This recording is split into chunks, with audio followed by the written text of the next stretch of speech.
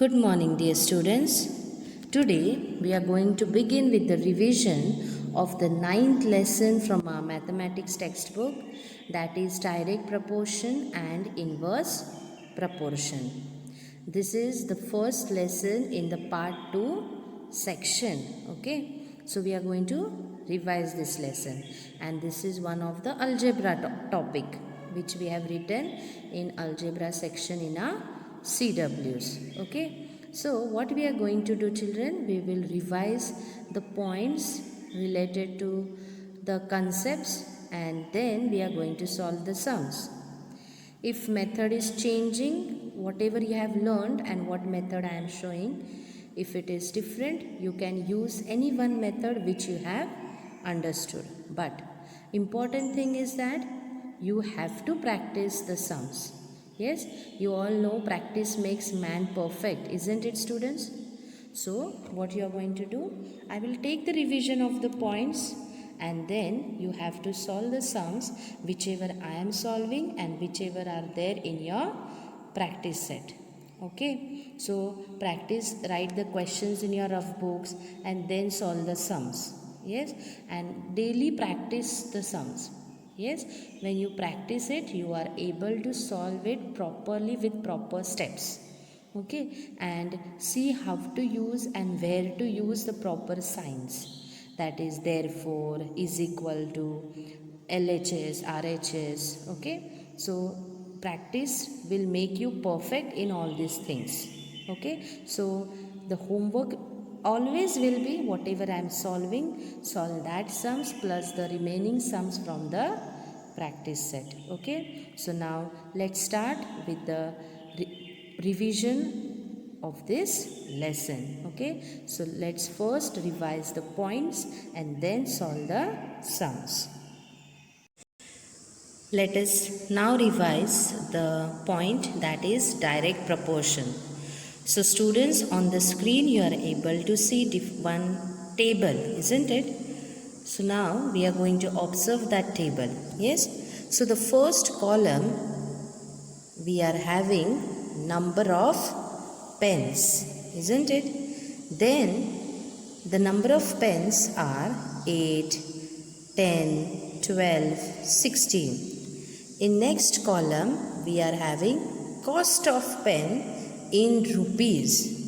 So see, 8 pens cost 40, 10 pens for 50 rupees, next for 60 rupees and 80 rupees. Third column we are having the ratio of the number of pens to their cost. Okay, so see, here we are having the ratio, that is in numerator and denominator form. So the first ratio is 8 upon 40, that is 8 pens. Okay, and 8 pens are for 40 rupees. Yes, next we have 10 upon 50, 12 upon 50, 16 upon 80. Okay, ratio means we write the numbers in numerator and denominator form, and here we have taken the ratio of number of pens. Okay, what we have done, we have taken ratio of number of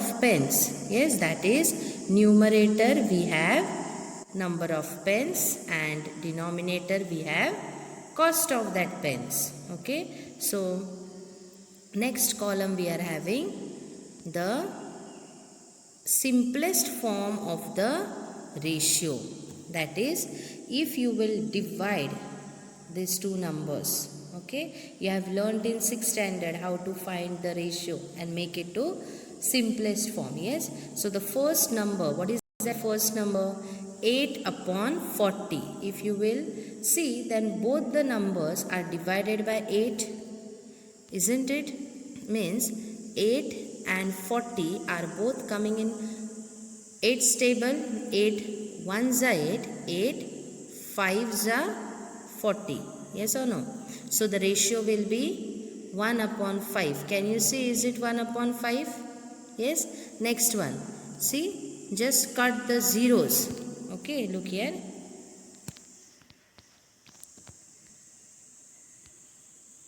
if you will just cut out the zeros, what remains? 1 upon 5. So is the ratio 1 upon 5? Yes. Next again, see here how it is. 12 upon 60. So see, 12 ones are and 12 fives are. Yes, 16 ones are, 16 fives are. So everywhere the simplest form of the ratio is 1 upon 5. Okay. See children, in this table we see that the number of pens are increasing. See, first it was 8, then 10, then 12 and then 16. So, is the number of pens increasing? Yes. At that time, cost of pen is also increasing. Yes or no? 40, 50, 60, 80. Yes.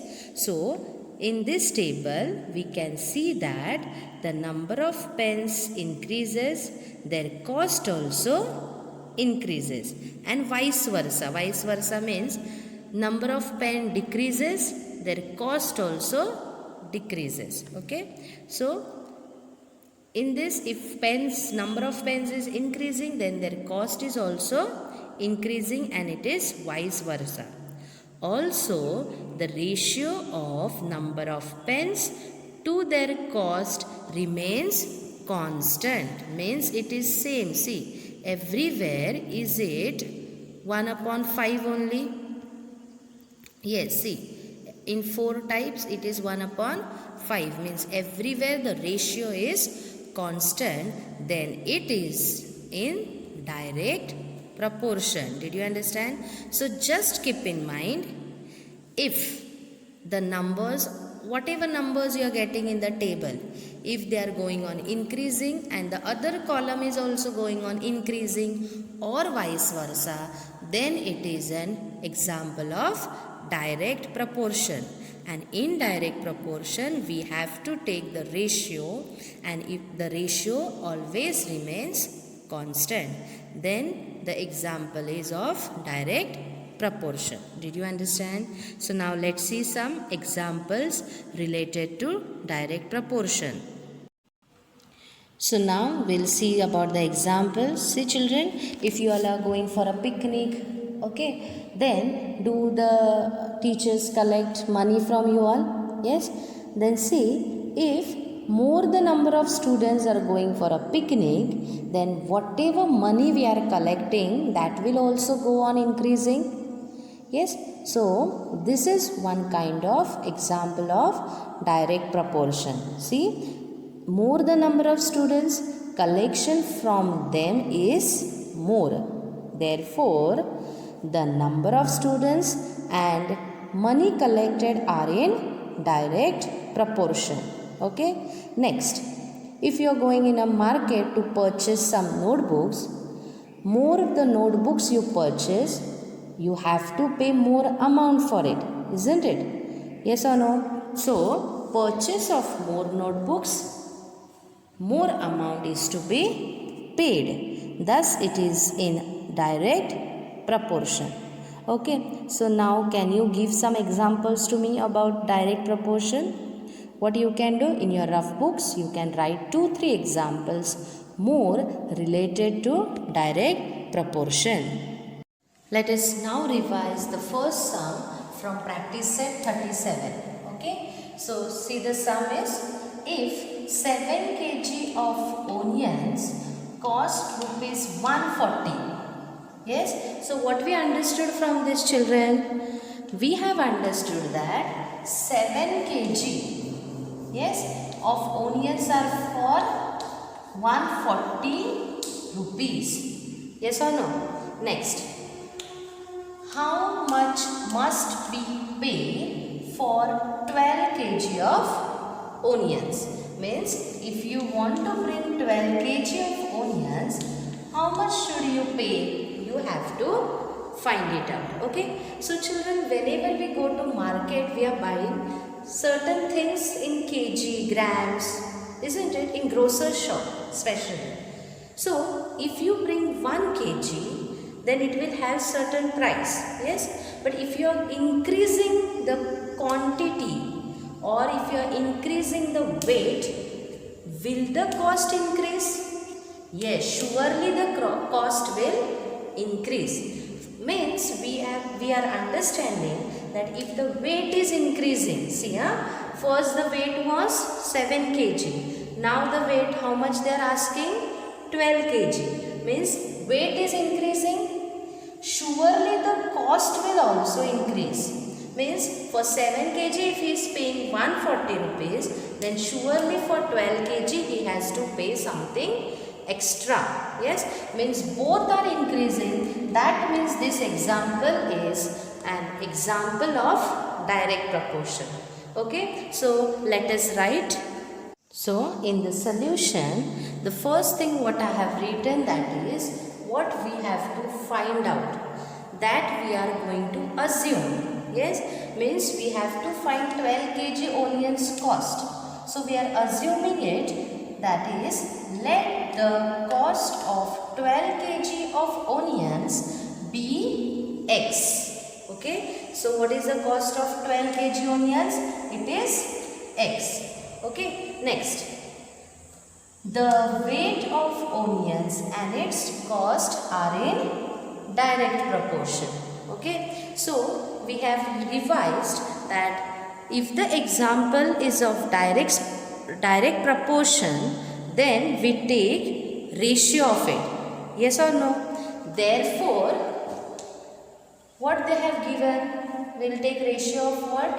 Ratio of weight of onions to its cost. Okay, so see, 7 kg onions. Yes, 7 kg onions for how much rupees? 140 rupees. Yes, so 7 upon 140, weight upon cost, yes, is equals to what is the next thing what we have to find out? 12 kg onions. Yes or no? So 12 upon its cost we don't know, but we have assumed it as X. So we are writing here X. Did you understand? Now what we will do, children? We will do cross multiplication. Okay. So we will write it as 7 multiplied by X will be 7X is equals to 12 and 140 we are going to multiply. Okay. So 12 multiplied by 140. Okay. Now we have to find the value of X. Yes. So what is with X? We are having a coefficient with X, that is 7. Yes. So both are multiplied. That means on both sides we will do division. This all things we have learned how to solve an equation in 6th standard. Yes. Even we have learned in 7th. We are just revising it now.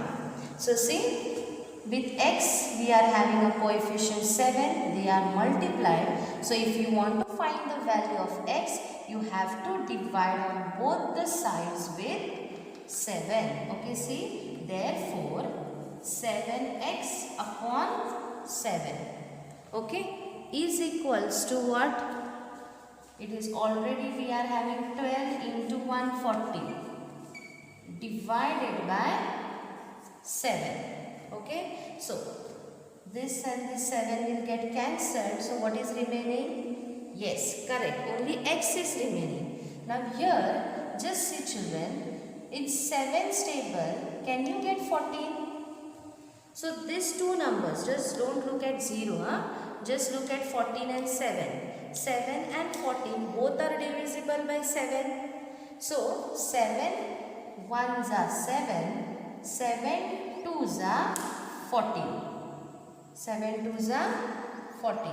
And we are having 0, so we will add 0 here. So what is remaining? Yes, 12 into 20. Yes, so we will write it down. So now after cancellations, what is remaining? Therefore x is equals to 12 into 20. Therefore x is equals to 12 multiplied by 2 is 24 and 0 you are going to add, that is 240. Okay. So our last statement will be must pay rupees 240 for 12 kg of onions. So I hope you have understood the first sum. Yes, so take care of books and practice solving the first sum. Let us now solve the other sum from practice set 37. So I have taken the question, I have written it, see, for 9 cows. Okay, so how many cows are there? Correct, there are 9 cows. 13 kg 500 g, that means 13 kilogram and 500 grams of food supplement are required every day. Means there are 9 cows. How many cows? Yes, there are 9 cows, and for them they require 13 kg 500 grams of food. Okay.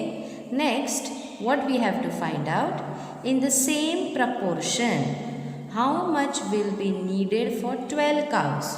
So we have to find the food required, okay, for 12 cows. Now just look here. First the cows were 9 and now they are 12, isn't it? Means the number of cows have increased by 3, we can say. Yes, so 3 more cows we are having. If number of cows are increasing, then the food whatever we will require, will it increase? Surely this quantity also will increase. Yes, so in this, number of cows and quantity of food required for them both are increasing. Thus this is an example of direct proportion. Okay, so now let's solve and see the solution. So first thing what we are going to write, that is what we have to find out, that we are going to assume. Okay children, so see, solution, let the quantity of food required for 12 cows be X kg. Okay, next, see, the number of cows. See, a number of cows, and what is this? Yes, quantity of food. Yes or no? So, and quantity of food required are in direct proportion. Okay, so now we will take the ratio. Yes, so 9 cows require how much? That we will write. See, yeah? 9 cows require 13 kg 500 grams. Yes or no? See, look here, children. 13 kg 500 grams. So you can write it this in kg or you can write it in grams. So how to write in kg? 13.500 or 13,500 grams. You all know this. Yes. So this we can write it as 13.5 kg. Yes or no? So you can use any one unit.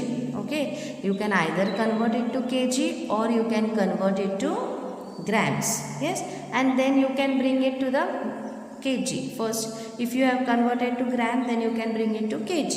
And if you are first only converting into kg, then to it's okay. Okay, so I'll use this. So here I'll write 13.5 kg or just write 13.5. No need of unit. Okay, is equals to 12 cows. How much? We have assumed it as x. Okay. Now we will do cross multiplication. So see, Therefore, 9 multiplied by x, 9x is equals to 12 into 13.5. Okay. Now, do we have 9 with x? So, this 9 is multiplied here, isn't it? We will take it on other side. Then, what will remain here? Only x is equals to 12 into 13.5 upon 9. Okay. So, now what you can do? In 3's table, will these two numbers be there? 12 and 9. So, you can do that division. 3 3s are 3, 4s are. Okay. Now, we will multiply these two. See, 13.5 multiplied by 4. Okay, children. See, 4 5s are 20. 4 3s are 12 plus 2, 14. 4 1s are 4 plus 1, 5, 40. Yes or no? So, what we will do? We will see the decimal point. After decimal point, only one digit. So, we will give here point. Then, what is our answer? 54. Okay. So, we will write here 54 upon 3. Yes or no? So, what we can do next? See, division. If you don't know, please do it like this. 3 1s are 2, 4. How much are? 3 8s are 24. Yes.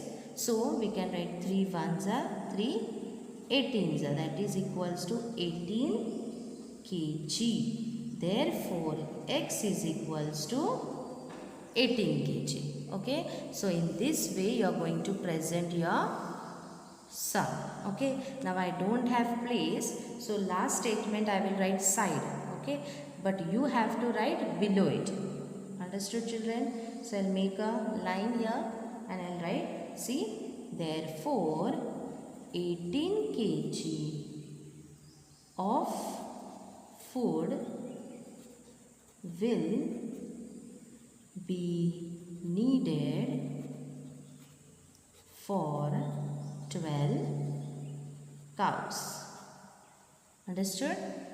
Yes. So, this was the solution for second sum which we have solved. So, now we have solved 2 sums. There are 3 more sums in your textbook. So, all the 5 sums from practice set 37 you are going to solve in your rough book and practice it. Okay. Thank you.